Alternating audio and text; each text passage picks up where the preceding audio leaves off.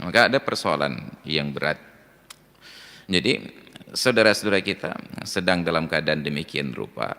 Lalu kita di Aceh ada persoalan yang lain, persoalan klasik juga, yaitu pengungsi Rohingya yang selalu kebetulan nyasar ke Aceh. Selalu kebetulan nyasar ke Aceh. Padahal di dalam hukum alam dinyatakan as-sadafatu la tatakarrar. Perkara kebetulan itu enggak pernah berulang. Ini kebetulan yang berulang-ulang. Maka ada beberapa persoalan yang kita lihat. Persoalan yang pertama, selemah itukah pengamanan wilayah pantai Aceh sampai perahu sebesar itu dengan orang sebanyak itu bisa lolos berulang-ulang ke Aceh? Maka tidak aneh bila narkoba itu bebas masuk lewat pantai Aceh. Anehnya Pulau Sumatera itu sangat panjang. Kenapa tidak sekali-kali ada berita nyasar ke Sibolga atau ke daerah lain? Selalu saja ke Aceh. Lalu pertanyaannya, apa tugas Polairut? Apa tugas armada angkatan laut kalau bisa lolos seperti ini? Sedangkan nelayan Aceh nggak pernah bisa lolos nyasar ke daerah lain. Perbatasan saja langsung ditangkap. Ke Thailand ditangkap, ke India ditangkap. Tapi Rohingya bebas masuk ke Aceh. Oke, itu manusia. Bayangkan andai kata itu teroris. Bayangkan andai kata itu penyusup dari negeri-negeri musuh. Bayangkan, ini memang lemah atau terjadi pembiaran? Apakah seluruh Indonesia atau hanya khusus untuk Aceh saja? Maka silakan ajukan pertanyaan tersebut ke Polairut dan Angkatan Laut. Apa kurang biaya operasional untuk operasi pengamanan? Mereka punya satelit yang canggih. Mereka bisa mendeteksi setiap objek asing yang masuk wilayah perbatasan negeri, wilayah Kesatuan Republik Indonesia. Tapi kenapa bisa berulang-ulang dan tidak ada patroli pengamanan? Sudahlah didorong di satu tempat, masih bisa singgah ke daratan pantai yang lain lagi. Nyopubut Polairut. Kenapa bisa lolos berulang-ulang? Itu satu masalah. Masalah yang kedua, ketika mereka sampai ke Aceh, dulu kita dianggap sebagai pahlawan. Ketika di seluruh dunia ditolak, di Aceh diterima. Ada nilai kemanusiaan, ada aturan bernegara. Atas nama nilai kemanusiaan kita membantu. Tapi kalau atas nama aturan bernegara, kita buat analogi saja perbandingan. Jemaah umrah Indonesia yang masuk ke wilayah Arab Saudi, ini yang datang orang Islam, negeri yang dituju negeri Muslim. Mereka datang dengan niat untuk beribadah. Karena sulitnya untuk mendapatkan visa haji dan panjangnya antrian haji, lalu dengan semangat beribadah yang sangat tinggi, mereka menetap di Arab Saudi sampai visanya habis masa berlaku. Ini tamu datang secara resmi, cuma tidak resmi pulangnya. Mereka duduk di Masjidil Haram i'tikaf sampai menanti datangnya bulan haji. Pertanyaannya, apakah orang Arab Saudi yang Islam yang alim-alim itu tidak tahu bahwa ini tamu yang harus dimuliakan? Ini adalah tamu Allah, duyufur rahman, tamu-tamu Allah yang akan melaksanakan ibadah haji. Tapi pertanyaannya, kalau ditemukan oleh petugas Arab Saudi, polisinya, oleh intelijennya, oleh keamanannya, apakah mereka ini difasilitasi, dikasih tempat tinggal, diberikan makan, ataukah mereka ditangkap, dimasukkan ke penjara dan dideportasi? Dideportasi. Pertanyaannya, apakah orang Arab itu tidak paham hadis Nabi, haqqud dhiyafati salasatu ayyamin, hak bertamu itu 3 hari. Fama fawqas salasati sadaqah, lebih dari 3 hari itu adalah sedekah. Ini ada aturan administrasi bernegara, adab ketika bertamu ke negara lain. Atau bahasa sederhana, tanyakan saudara-saudara kita yang datang menyelundup ke Malaysia tanpa aturan resmi, tidak mendapatkan visa, tidak pakai paspor, tidak melewati imigrasi. Mereka turun di tengah laut, berenang 1 kilo sampai 2 kilo, sejam sampai 2 jam. Di tepi laut kadang-kadang hanya pantai lumpur yang dalam saja. Saya diceritakan oleh seorang kawan yang sangat akrab dengan saya, kawan sejak dari kelas 1 SD sampai sekarang. Ketika dia mencoba masuk dengan cara ilegal, mereka diturunkan sekitar 2 km dari tepi pantai, berenang, masuk lewat semak belukar, lewat lumpur-lumpur yang sangat dalam. Begitu mencapai daratan, langsung ditangkap polisi, dimasukkan penjara di Kajang. Apakah di penjara mereka dijamu, bacakan duri samadiyah, tahlil? Tidak. Mereka dihajar habis-habisan. Padahal yang datang itu Islam. Mereka datang ke negeri Islam. Yang datang itu saudara mereka yang sebangsa, sama-sama rumpun Melayu.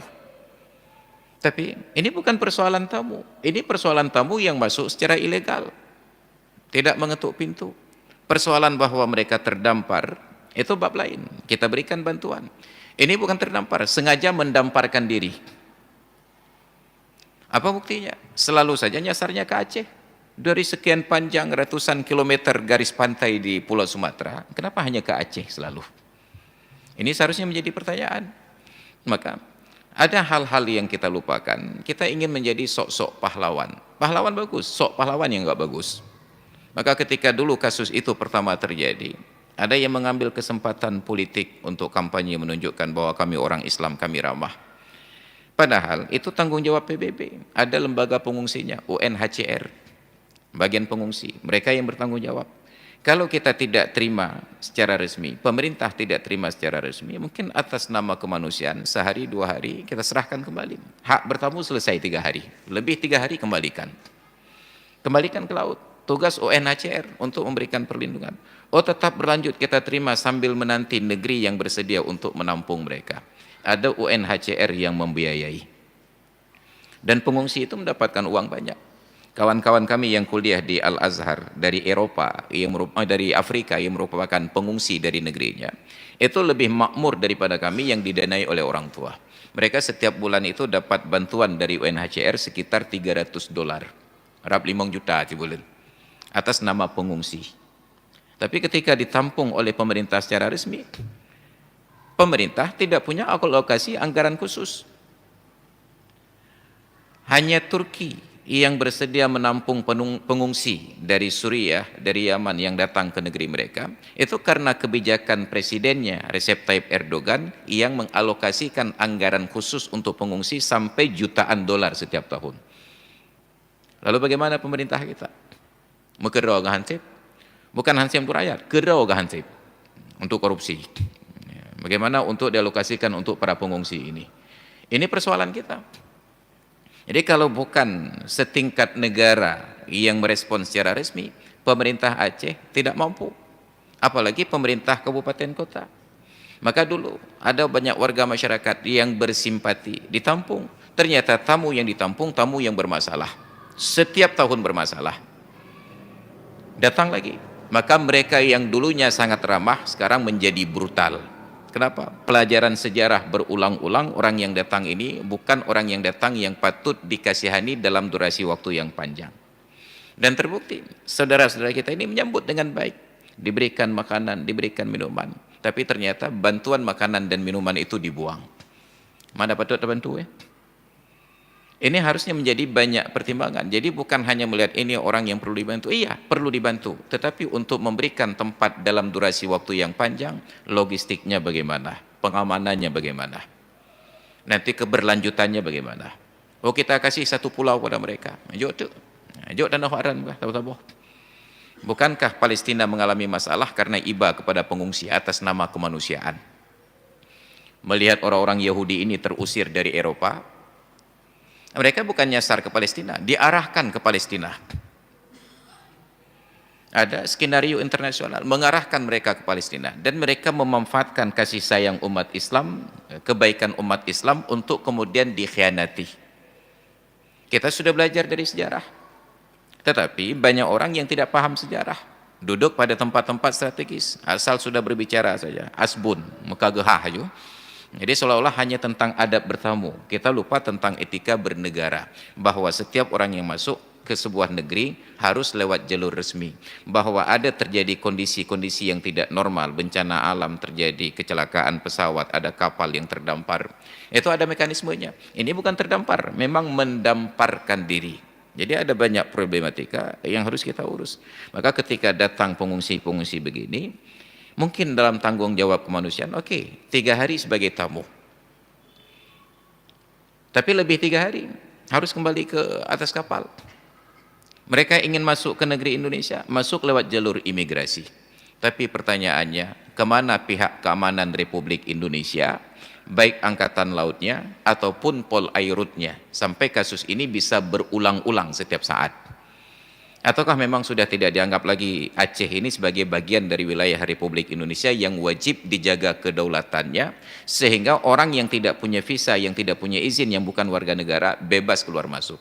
Kalau yang kedua jawabannya, maka tidak aneh bila narkoba itu masuk bertonton lewat Aceh. Kenapa? Memang sudah tidak ada lagi yang memperhatikan negeri kita. Jadi kita dilepaskan tidak, dilindungi juga tidak. Dibiarkan untuk kita ribut dengan sesama sendiri. Maka kita baca di media sosial, kita baca di jaringan-jaringan tersebut, betapa anak negeri konflik dengan sama sendiri, sibuk berdebat terima atau tidak terima Rohingya ini.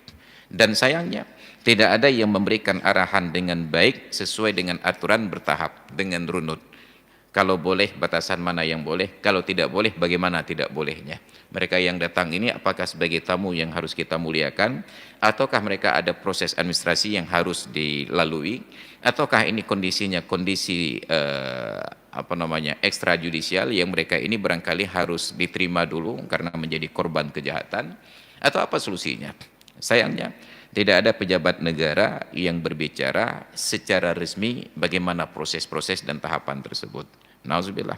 Akhirnya kita ribut dengan sesama sendiri.